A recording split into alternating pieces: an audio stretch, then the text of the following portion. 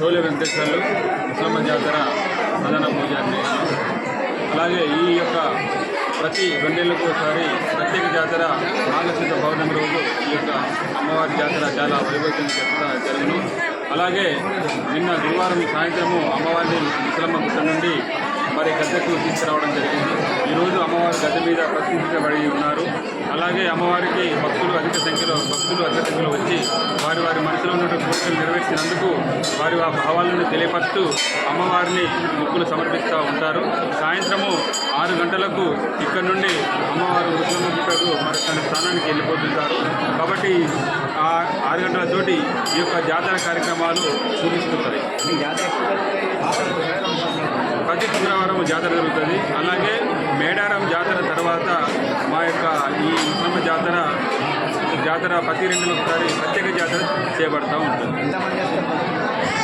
భక్తులు సుమారుగా ఇంచుమించు ఒక 20 నుండి 30,000 మంది వరకు రోజువారీగా వచ్చిపోతూ ఉంటారు. మేము పూజారులము ఆదివాసీ కోయ పూజారులము 9 మంది ఉంటాము. ఇది ట్రస్ట్ బోర్డు కూడా ఏం లేదు. ఇప్పుడు ఈ సంవత్సరంలో ఇండోమెంట్లో ఉంది.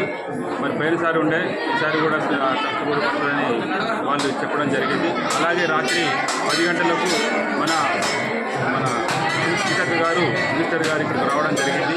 అలాగే మహిళలకు ఇక్కడికి మహిళలు అధిక సంఖ్యలో వస్తున్నారు కాబట్టి మహిళలకు స్నానపు గదులు వారి యొక్క ఉండేందుకు సత్రాలు లాంటివి కట్టిద్దామని చెప్పి రాత్రి మాకు మాట ఇవ్వడం జరిగింది. మాకు చాలా సంతోషదాయకంగా ఉంది. కాబట్టి మాకు ఈ జాతర అయిపోయిన తర్వాత వారి యొక్క సూచనల మేరకు ఇక్కడ అభివృద్ధి జరుగుతుందని మేము అందరం కూడా ఆశిస్తాము.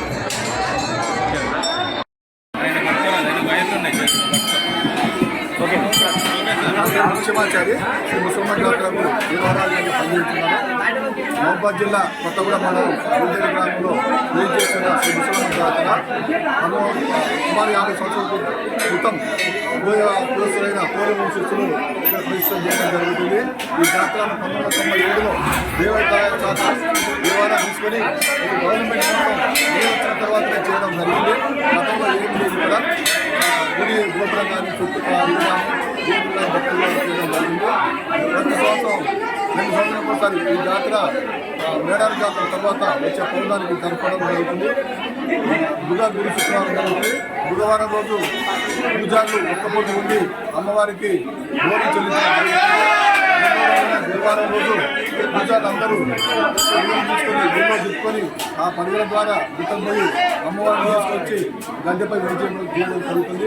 3వ రోజైన శుక్రవారం అమ్మవారిని గద్ద ఉన్నప్పుడు వచ్చి గిరిజనులు అన్ని కులాల వారు వచ్చి అమ్మవారిని దర్శనం చేసుకొని వారి మొక్కుబడులు చెల్లించుకుంటున్నారు. శుక్రవారం సాయంత్రం 6 గంటలకు తిరిగి అమ్మవారిని తీసుకొని గుట్టపై జరుగుతుంది. ఇది ప్రతి 2 సంవత్సరాలు జరిగే ఆనవాయితీ. అందరికీ నమస్కారం. నా పేరు ధనస్వామి, మాది కంబాలపల్లి, మహబూబాద్ జిల్లా. మేము గత 20 సంవత్సరాల కాంచి అమ్మవారి కాడికి వస్తున్నాం. తల్లి గుంజేడు ముసలమ్మ తల్లి మేడారంలో సమ్మక్క సారలమ్మ అయితే ఎంత సత్యం ఇస్తుందో ఇక్కడ కూడా అమ్మవారు అంత సత్యం ఇస్తుంది. మేము ప్రతి సంవత్సరం వస్తాం. మేడారం జాతర అయిపోయాక తర్వాత 15వ రోజు అమ్మవారికి జాతర చేస్తారు గుంజేడు ముసలమ్మ తల్లి. అక్కడ ఏ విధంగా ఏ పద్ధతిలో అయితే జరుగుతుందో అదే విధంగా ఇక్కడ కూడా అమ్మవారి పోయేవారి ఆచార సాంప్రదాయాల ప్రకారం గుట్ట నుంచి అమ్మవారిని తీసుకురావడం, గుళ్ళో ప్రతిష్ఠించడం.